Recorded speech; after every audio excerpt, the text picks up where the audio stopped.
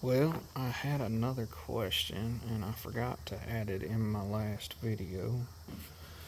So, this is a number 3 rivet, and they asked what you drill, or what size drill bit.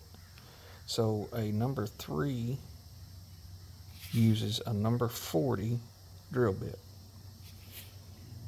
This is a number 4, uses a number 30, a number 5 uses a 21. And just so everybody knows, they do have a index that kind of shows all of that. But that just kind of give you an idea. And the rest of it just takes a lot of practice. Even the guys that do this every day gets a little off on their holes sometimes, but that right there is what you got.